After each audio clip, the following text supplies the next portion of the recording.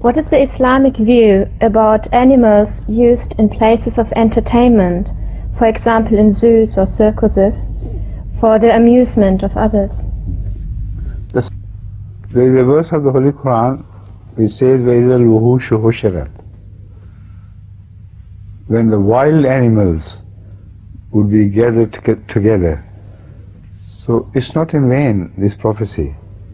If not for anything else, just to see the prophecy of the Quran fulfilled, we should visit these places, but not the filth which goes along with it.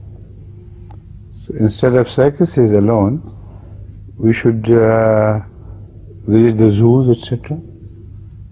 But in circus, there are two additional things in which we may be interested. We may be, but we should not be interested in, maybe.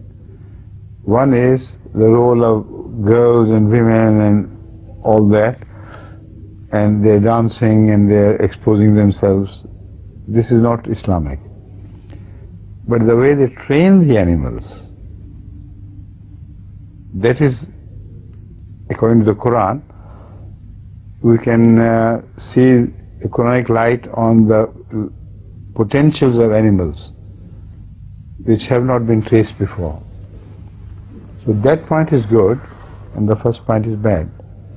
But how can you escape other things and reach the right things? This is the problem. By way of a joke which highlights this problem, one man was watching a circus show with great keenness.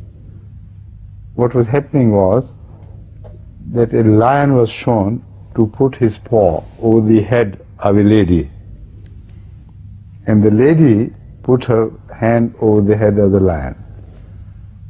So everybody said, "Well done," clapped. There's one man who objected to this. "It's easy, I can do that." So they said, "How can you do that?" "Show us." He said, "Turn the lion out and then I'll do it." He thought the problem was, how can I put my hand on the lady's head and she on my hand? Because he was entirely attracted by the lady and he disregarded the lion altogether. So that is what happens, unfortunately. Right?